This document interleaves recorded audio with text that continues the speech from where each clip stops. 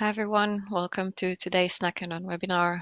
I will mention the housekeeping item first. The presentation is a bit longer than usual. It's around 45 minutes, around 30 minutes presentation, followed by a Q&A. If you can please log your questions in the question box, and we will address these at the end of the presentation. And I will hand it over to Massimo and James to start the presentation. Thank you.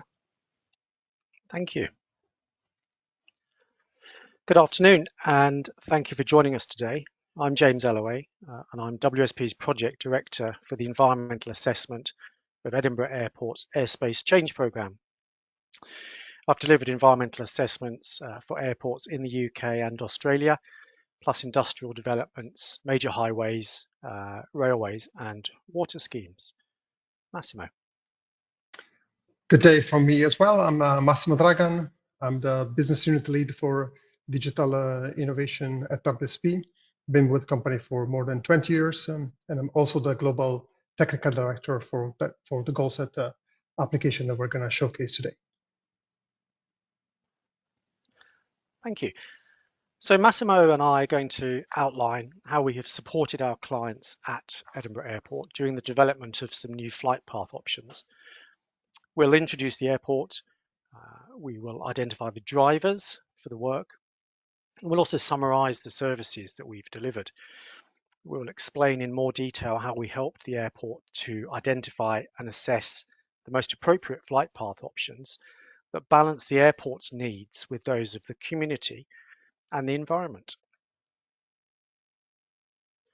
So, brief introduction to Edinburgh Airport. It serves Scotland's capital city. It's the busiest airport in Scotland, and it's the 6th busiest in the UK. In 2019, it handled 14.7 million passengers and 131,000 aircraft movements. Those both fell because of the COVID pandemic, but are now on track to recover above those levels this year. As you can see in the photo, the airport has a single runway, and that's aligned southwest to northeast. When the runway is operated to the southwest, which has a compass bearing of 240 degrees, it's referred to as runway 24. And in contrast, when it is operated to the northeast, with a compass bearing of 060 degrees, it's referred to as runway 06, and we will refer to those throughout the webinar. Over the last 20 years, the airport has diversified significantly. It's moved from being primarily a domestic commuter airport to serving leisure and business travel across Europe with the expansion of the low-cost airlines. And most recently, it's operated and opened direct routes to North America, the Middle East, and China. The airport's existing operations are based on 3 flight paths from each of the runway ends, as you can see here. Runway 24 to the southwest on the left, and runway 06 to the northeast on the right-hand side. The predominant southwesterly wind direction results in 70% of departures to the southwest and 30 to the northeast. The runway is reaching maximum capacity, particularly during the early morning first wave of departures. Because these first wave flights can't all be accommodated during the peak hour, flights are being scheduled to depart earlier and earlier, some now as early as 5:30 a.m., which affects the local community. The airport's owners are therefore seeking to modernise the flight paths while increasing runway capacity and minimising impacts to affected communities and the environment. The airport's restricted airspace is shown here in white. Opportunities to improve on the current flight paths are constrained to the north by a gliding club and Fife Airport, to the west by Cumbernauld Airport, to the south by RAF Kirk Newton Glider Base, and to the east by military aircraft training areas. So there's not a lot of room for manoeuvre.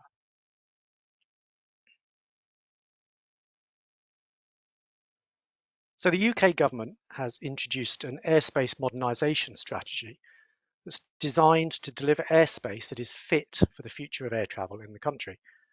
So alongside increasing airspace capacity and efficiency, it's designed to reduce carbon emissions by making flight path more direct, and reducing the need for holding patterns. And the strategy is also designed to improve noise impacts to local communities by optimizing flight paths, lateral and vertical profiles. All airports in the UK must proceed through this airspace change process. Edinburgh and Glasgow airports, plus National En Route Limited, or NERL, who operate the high altitude flight paths between airports, are formed into the Scottish cluster. And this is the first cluster to proceed through the ACP process. And so there's been a very steep learning curve for all involved.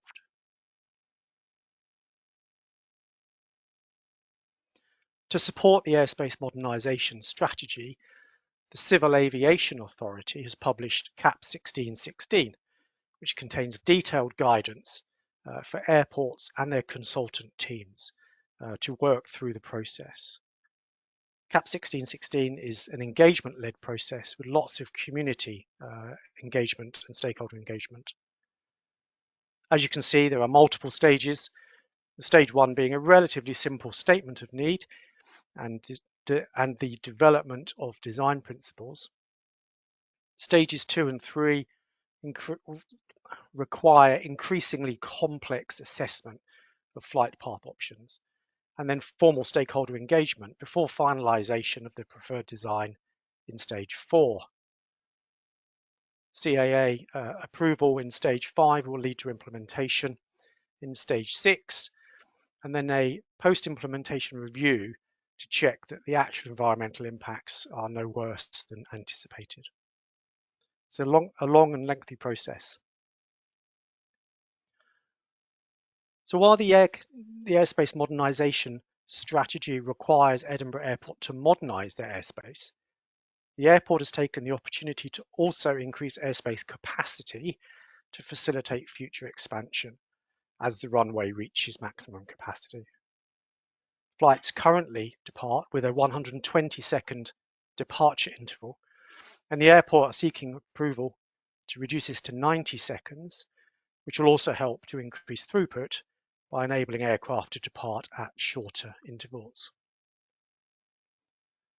The airport team have been working through the airspace change process since 2019, and WSP has been supporting throughout that period, working our way through stages 1 to 3.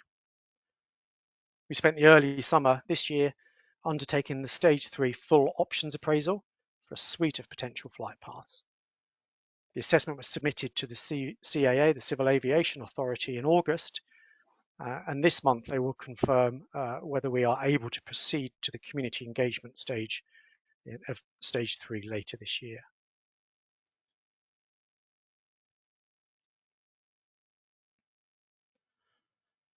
During the earlier stages of the project, we were heavily involved in community engagement activity to identify key concerns and opportunities that would be developed into the stage 1 design principles that underpin the entire airspace change program. When the COVID pandemic prevented in-person community engagement, we developed and implemented an online interactive engagement tool called Pinpoint Connect All, as you can see here. We developed rooms that hosted the community engagement material with Edinburgh Airport branding, and we provided online meeting spaces, support, mapping, and the ability for the public to provide comments and feedback. So this was invaluable in enabling the project to continue despite the COVID restrictions.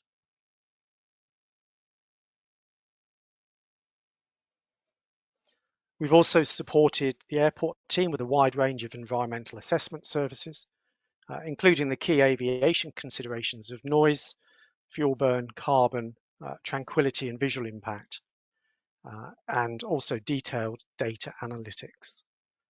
The image here shows one modelled daytime noise contour set for one option, and there were dozens and dozens of these. Rather than the more usual narrative environmental assessments that are common in other sectors, CAP 1616 focuses on tables of numerical outcomes. The assessment process was therefore extremely data heavy, and we collated data sets extending out to 60 kilometres from the runway. Within each noise contour for each flight path option, we had to calculate the number and surface area of dozens of receptors, including nature and heritage conservation areas, medical, educational and religious buildings, national parks, scheduled ancient monuments, etc. This assessment generated some 11,000 individual data points. And so data analytics and data management was an incredibly important part of the project and the services that we provided.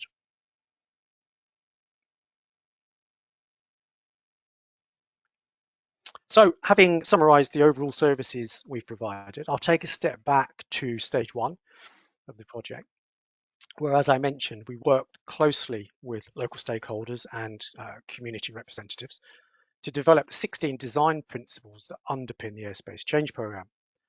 We consulted with local councils, local community reps, airlines, the general aviation, gliding communities, environmental and other charities, including Extinction Rebellion, which was interesting, through an iterative series of workshops and seminars.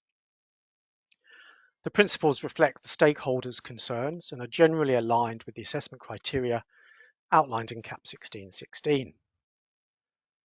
The 6 design principles shown here relate to health and well-being and the environment, and they're primarily focused on the minimisation of noise and health impacts, which are key concerns for the overflown communities.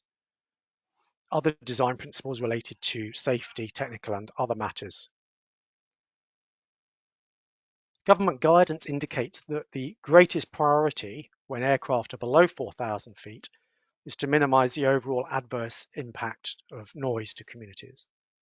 Between 4,000 feet and 7,000 feet, noise remains important, but there is latitude to design more direct and efficient flight paths if they aren't detrimental to the communities.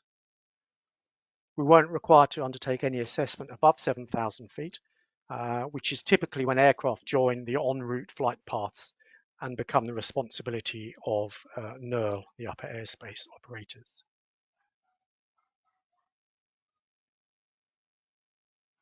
So moving on to stage 2, we undertook an initial options appraisal consisting of a high-level consideration of the design principles against the runway 24 and runway 06 swathes shown here.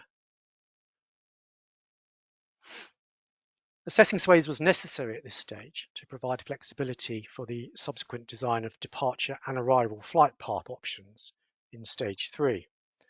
You'll note here that each of the runway directions now has 4 swathes, while existing operations are based on 3, as we saw earlier. And the 4th swathe are highlighted in yellow here. Community engagement during stage 1 of the project identified a strong preference for the addition of the 4th swathe that maximises flights over the water in the Firth of Forth estuary to the east.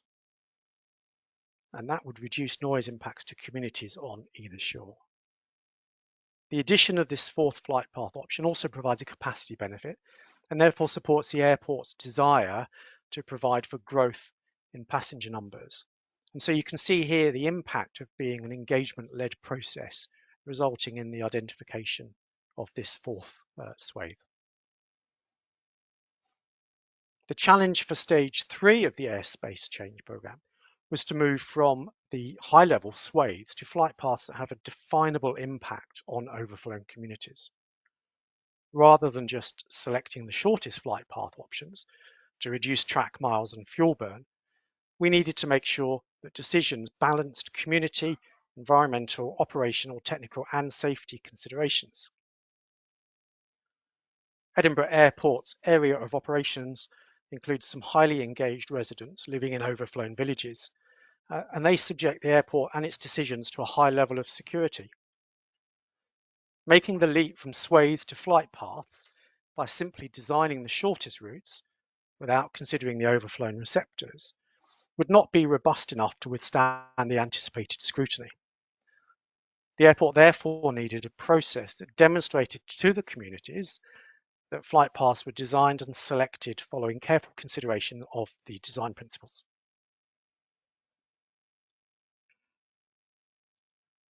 The client's brief to WSP was therefore to provide a robust assessment process that would inform the design of the flight path options and so move the project from the swathes to specific flight paths. The assessment needed to be data-driven and to generate an evidence base that was transparent, repeatable, and defendable.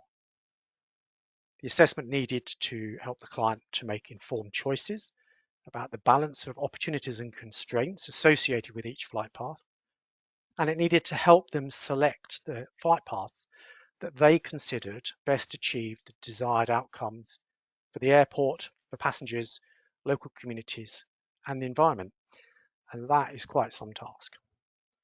Massimo is now going to explain how he used GoldSet to achieve that.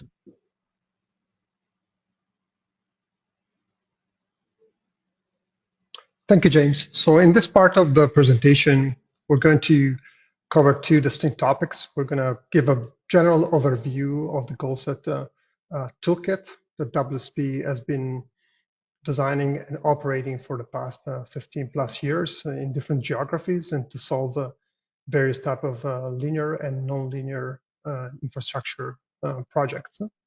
And then we're going to basically walk the walk on how we've applied the GoldSet process to apply and satisfy the client briefs requirements and to support the design of the optimized flight paths.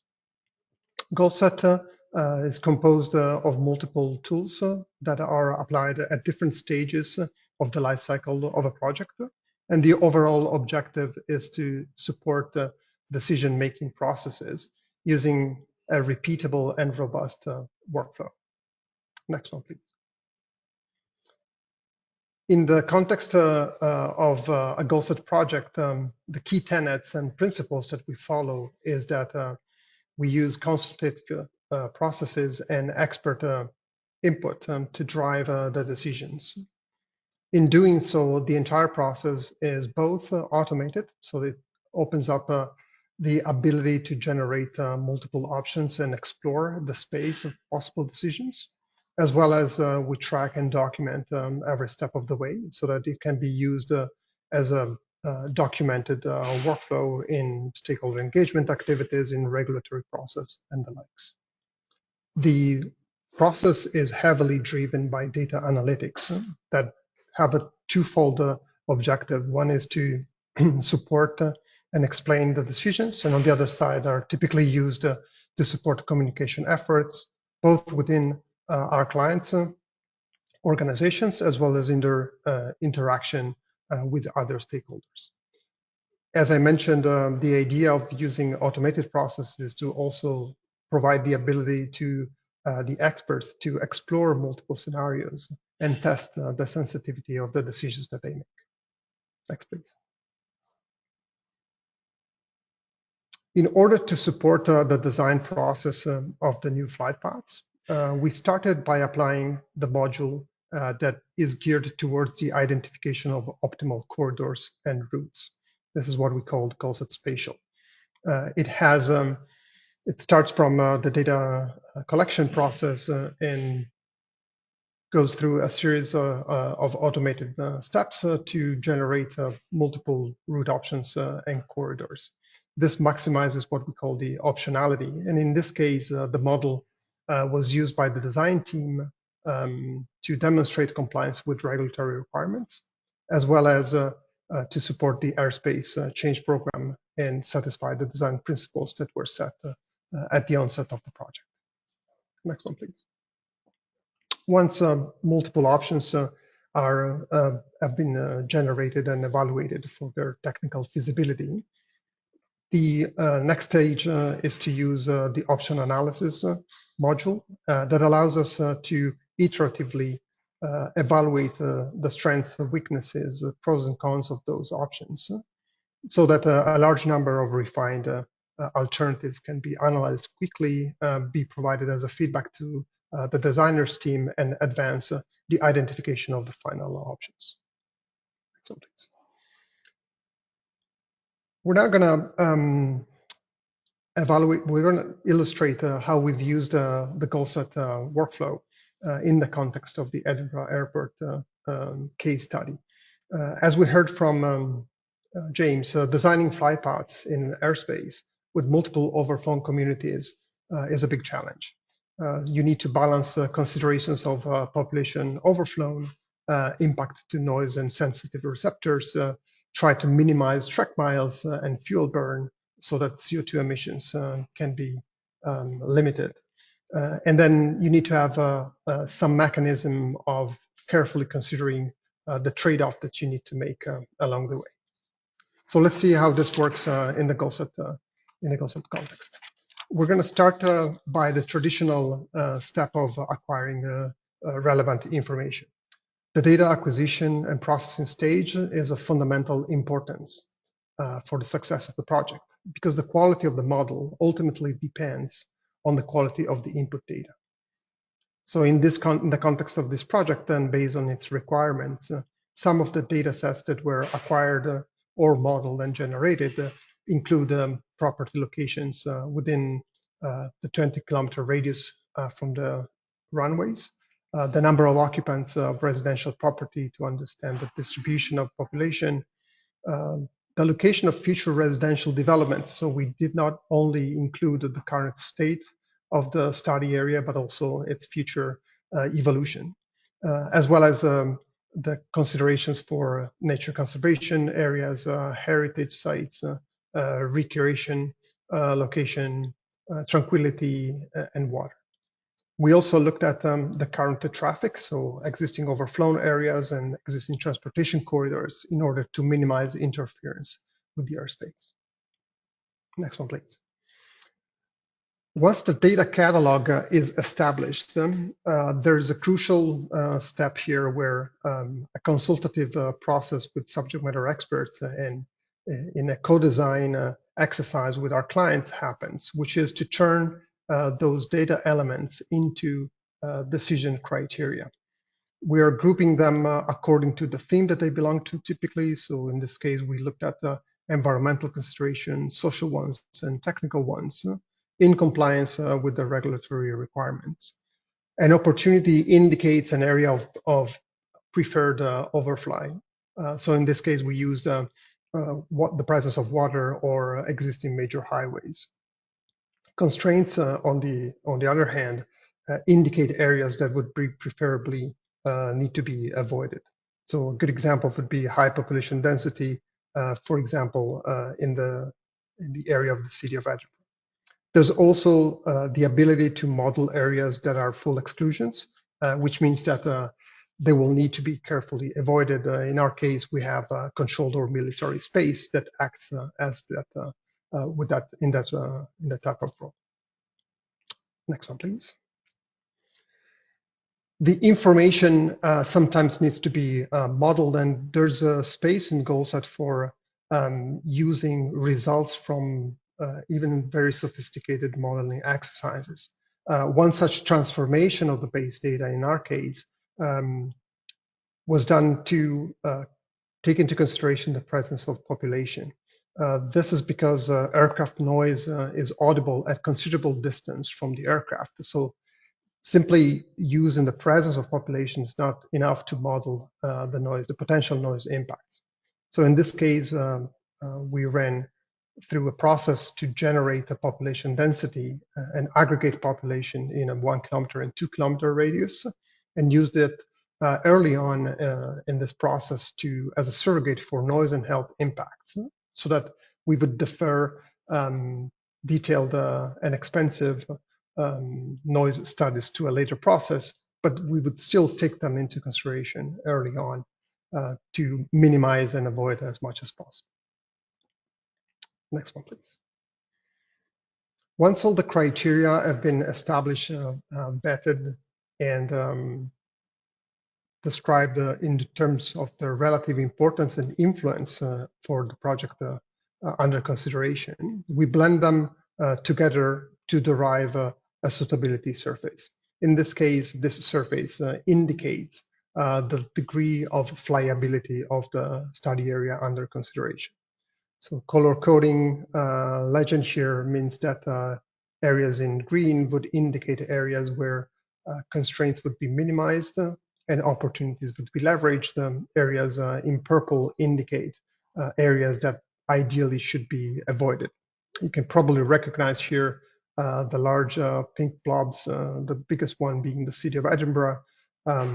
We also take into consideration and account for cumulative effects. So where multiple constraints overlap, we have the ability to factor that in. Next one, please. The designers use this surface by overlaying it with the different swathes that they need to analyze. This is one of the 06 swathes that was used.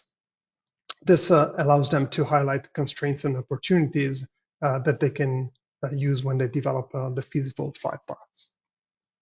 But on top of this, we can go to the next one, please. We also have the ability to support the route optimization exercise by performing a corridor analysis, which evaluates all the possible routes that exist between the runway takeoff location at the right-hand side of this picture. And in this case, we modeled every possible route to reach the endpoint at the end of the swathe. So this would be on the left-hand side or the western corner of the picture. By doing so, we basically can hand over to the designers a model that explains where it would be advantageous or less constrained to fly over for the entire flight path. So this becomes an invaluable design support tool for them. Next one, please. The design team use the flyability surface and the corridors to develop their flight path options that are hereby displayed with their 1 kilometer extent. So each of them represents a potential new flight path, and it meets the technical and the aircraft performance characteristics. So once we have this new set of options that are not only optimized in terms of the GoldSet decision support model, but are also vetted by the aircraft flight path designers, we're able to analyze and benchmark the flight path option using GoldSet. Here you can see the score that has been generated for the entire flight path, and we also created an analysis by taking every band at 1,000 feet, using a factor to reflect the reduction of noise and nuisance and other impacts with the increasing altitude above ground level. So this generated a valuable set of metrics that was used to compare within and between flight path options. Next one, please. So this quantitative analysis allows decision makers to understand the differences and similarities between the options that have been put forward. It also is used as a mechanism to review and refine potential bands where there might be opportunities to increase the performance of that flight path with minimal changes. It also provides complete transparency in the results and delivers insights to support the decision-making process in general. We also use these as factual data and visualizations that can be further refined and used to support community engagement and communication tasks.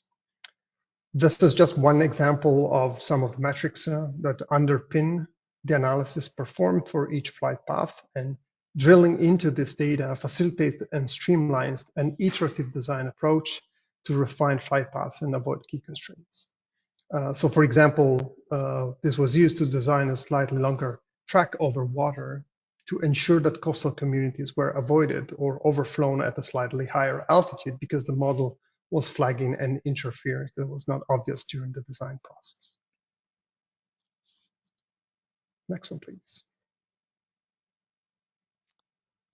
Thank you, Massimo, for that explanation. So, as we've just heard, GoldSet was designed and has been extensively used for ground-based linear infrastructure.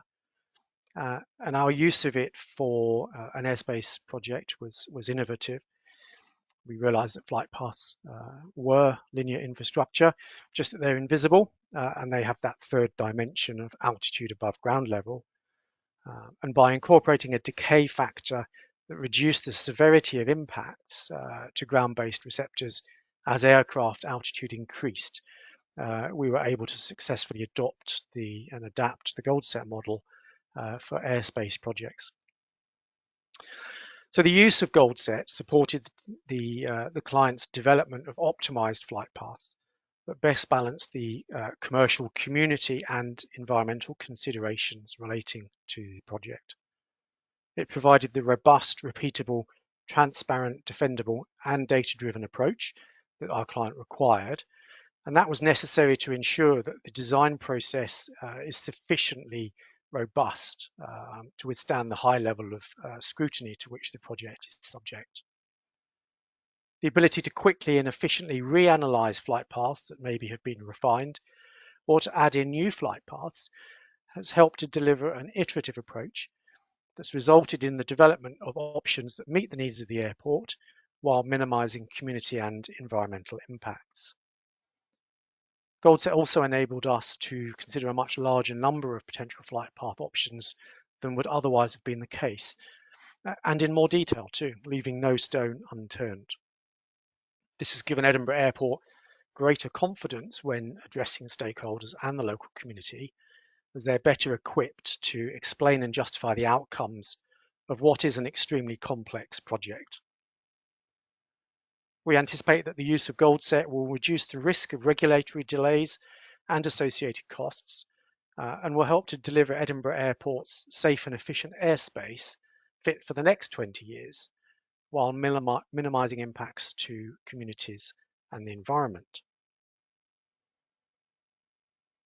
As I mentioned earlier, we're awaiting the outcome of the Civil Aviation's review of the Stage 3 full options appraisal. Assuming a positive outcome, the project will continue to formal community engagement later this year with a series of online and in-person engagement events.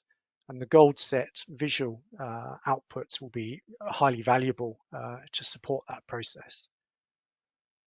Following analysis of the community feedback, the airport will make a decision on the preferred final option and submit the final options appraisal next year. Following a successful decision from the CAA in Stage 6, in Stage 5, Stage 6 will be implemented in 2027. That's the go live date. And then there will be a post-implementation review after 12 months. That will conclude a mammoth 10-year programme and will deliver Edinburgh and Scotland the modern airspace designed to support continued economic development for the next generation. We'd like to thank Simon Rhodes, Head of Airspace at Edinburgh Airport, and our client for allowing us to present this project to you today. And also to thank you very much for attending. And we would now like to invite you to ask us some questions in the chat. Thank you. Thank you, James and Massimo. Fantastic presentation.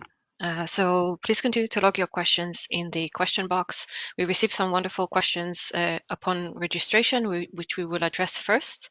I will start with the first question. This is about beyond visual line of sight drones.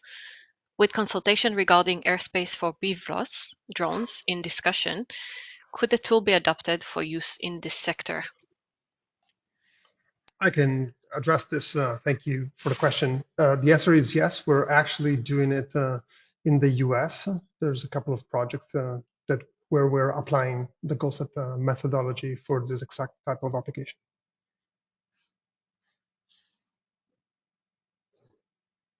Thank you. The next question, how does the software deal with corridor infringement issues, such as tall structures and the necessary mitigation required? Yeah, I can take that one. Thank you for the question. Very interesting. On this occasion, we didn't take that into consideration. That was left to the airspace design team. However, there is no reason to, that couldn't be incorporated in future using air navigation charts and digitizing those to provide, exclusion zones and or altitude restrictions. So that's something that could be incorporated. Thank you. Next, the next question is about stakeholder engagement. Is GoldSet an effective solution for this?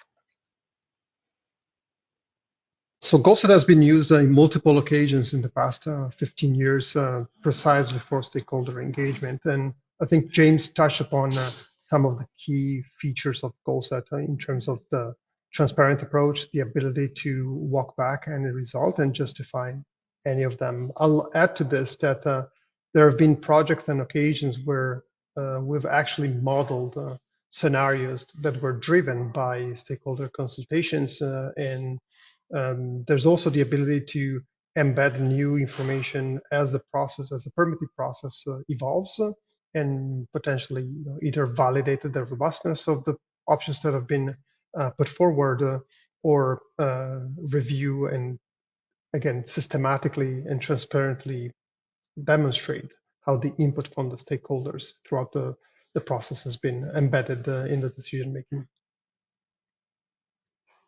Thank you. Yeah, and I'd just dive in there. I think it's going to be invaluable for the community consultation stage later this year for this project, in terms of the visualizations and giving the confidence to the client to be able to explain why things have turned out as they have.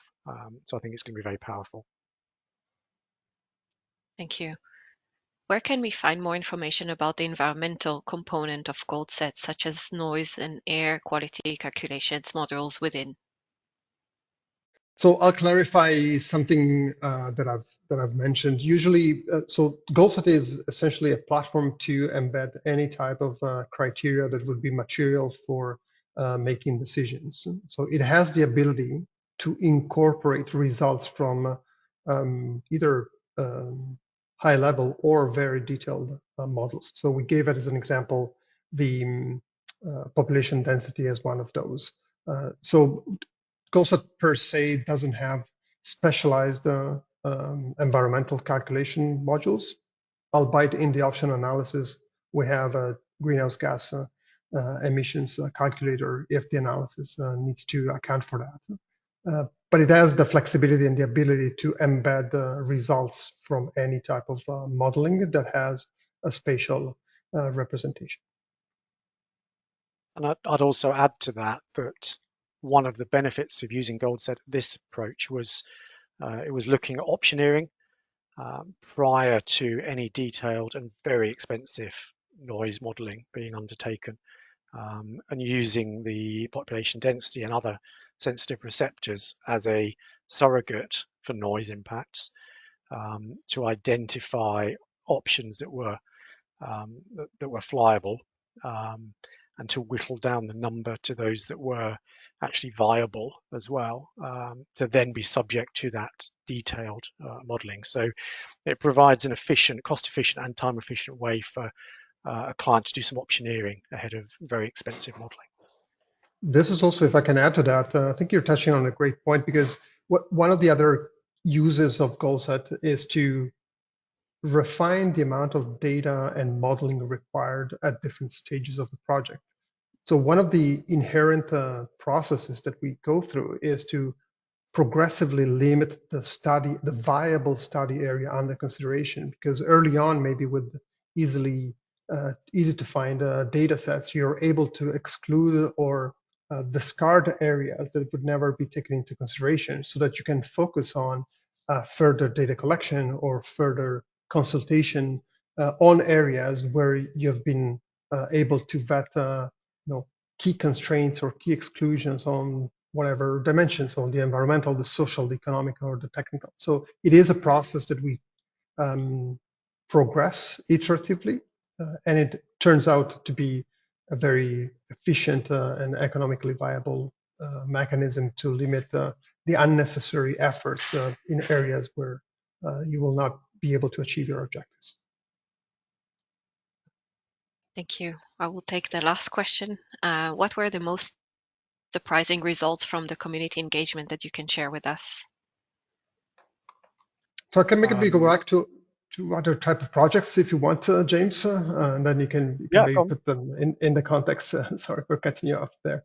I think it's not surprising as much as we like a lot and encourage and recognize the level of technical competence during these engagement processes. So one of the key strengths here is to demonstrate that we've looked at every possible option. So the concept of optionality, the concept of being able to model every possible outcome and explain why some of them emerge as the best options or the most efficient ones is usually appreciated during community engagement. So more than a surprise, because a surprise is typically something where you have forgotten about something.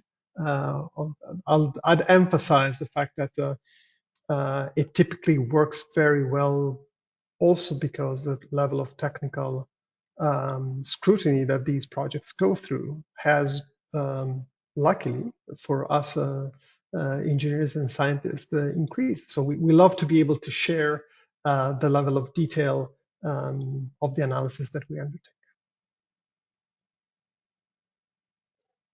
Thank you. Fantastic. So in relation to this particular project, I think what wasn't particularly surprising, I'll take the opposite of that, were the number of NIMBYs. So that's like NIMBYs, but it's not over my backyard. Obviously didn't want to be overflown, and that's understandable.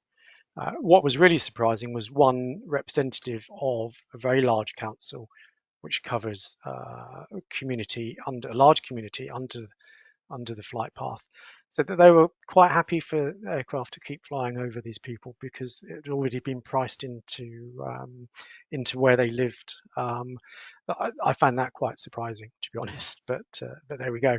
And I think taking all of those valid viewpoints and using those to develop the design principles, was fundamental to the outcome of the project, and that was a really valuable process and well worth spending the time up front to make sure we get that right.